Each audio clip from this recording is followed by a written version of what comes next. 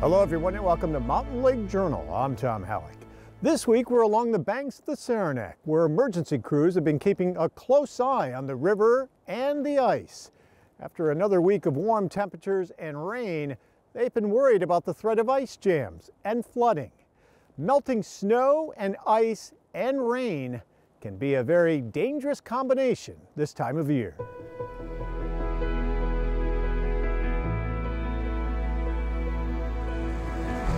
And that's exactly what happened on the east branch of the AuSable River this past week, when nearly 2 inches of rain combined with temperatures in the 40s and 50s, and all that water flowing into the frozen river triggered flooding, with the river cresting at about 15 feet, 8 feet above flood stage, breaking up the ice, which moved down the river until it jammed in the hamlet of AuSable Forks.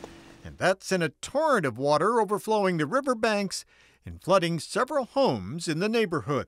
Residents like Jamie Pesh described the harrowing moments they spent trying to evacuate. By the time we made it from the top floor to the bottom floor, the car was already engulfed in water all the way up to the driver's side window. Some residents had to be rescued by bucket loaders. And the only thing you think, because it was flooding in the house, was to just grab the kids and run up the street. And that's what we did. We ran up. My mom's boyfriend grabbed my niece and one of my kids, and I grabbed my youngest daughter barefoot, and we all ran up with no jackets or shoes on. The surge of water carried massive ice chunks over the banks and into backyards, crushing vehicles and propane tanks and sending floodwaters flowing into basements and even the first floors of several homes, forcing out as many as 3 dozen residents. We have to go to a motel. Our floors are sinking in. We're now homeless. Once it hit the hamlet of AuSable Forks, it did slow down and the water backed up behind it and very rapidly caught a lot of people by surprise this morning. We did have people down here at the community center going and waking up people along the river here.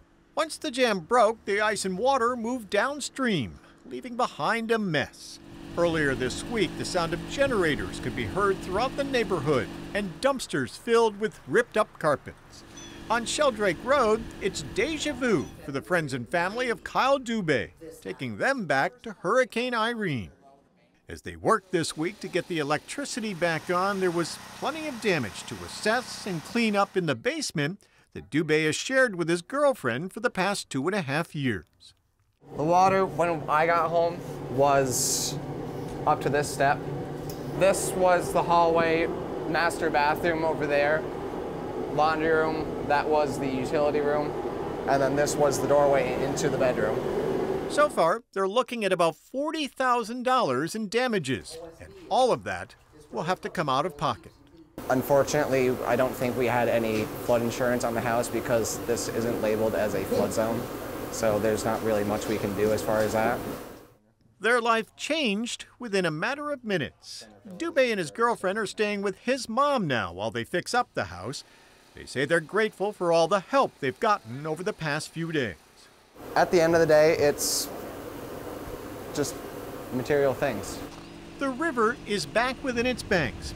Dubé says he isn't worried about the threat of any more flooding this spring, but he knows they could face it again in the future. We gotta figure something out what we're gonna do. Do we want to keep dealing with this, or do we move out and find someplace else? It's at the end of the day, it's a really hard decision. And one that several families in the neighborhood are facing.